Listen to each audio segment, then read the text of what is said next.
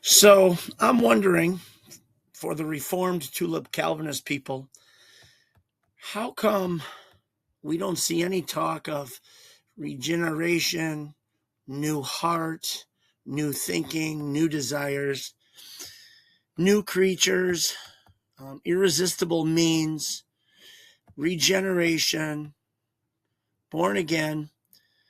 This is John chapter 12 right here. Large crowd found out that Lazarus was raised and they wanted to see him.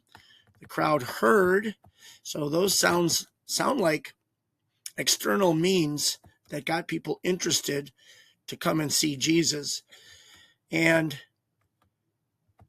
here's some scripture that, to me, again, doesn't mention regeneration, a new heart.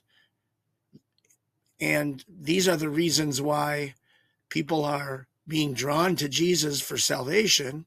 He went teaching in the synagogues, and everyone excited about what he had to say. I must proclaim the good news, says Jesus.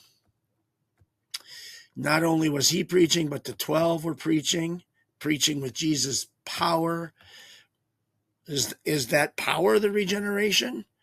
But then there's a whole bunch of scripture that supports the words being the power and not some irresistible work, invisible, election before time began, which can't be resisted in time, went from village to village proclaiming the good news. He sends out the 72 only to Jewish people, if you know the stories. But instead, he stirs up all the people all over Judea. And how does he stir them up? Irresistible means? By some invisible work before time began that's going to take effect in time?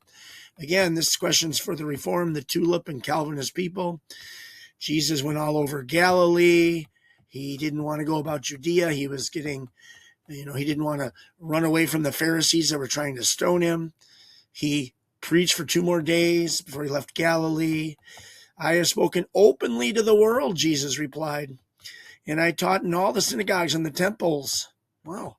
So it seems like the word is going out. Then people hear it. Then people are excited about what they hear. So not only do they make a choice to believe, but they go and tell other people about it. You know what happened all throughout the province, all over, beginning in Galilee, baptism of John. When I preach the gospel, how do they hear preaching the gospel? What are they commanded to do? Go and tell everybody the same words I told you and tell them about what you saw. Very first, before even Jesus is popular, right away, Jesus went into Galilee proclaiming the good news. The time has come, he said. He said to them, go into all the world and preach. Now, just so you know, that's not it. That's only half. So again, the question, and I'll just scroll through these as I ask it. How come there's no talk of regeneration here? How come there's no talk of irresistible work, election before time? And so this is the means that those that are elected before time, that were regenerated and given new hearts in time, this is how they come about being saved. How come there's no mention of that? How come it just says words went out and we can hear? And people were excited, stirred. It was all over Judea. They were in awe. They were astonished by his signs. They were astonished when he drove out demons. Okay, Matthew 3:14-15. Again, I'm just scrolling as I finish my question. And I probably could have found more. This was just a little 7-minute quick cross-reference. Heals the sick, going town to town, and large crowds saw and heard and wanted to see more of this amazing guy. Why no talk of regeneration, irresistible means, election, new hearts, drawing, irresistible grace? These are all new. So that's my question. See if I can keep it under 5 minutes. Thank you. And head scratchers abound. Head scratchers abound. I told you there's quite a few, and I probably could have found a lot more.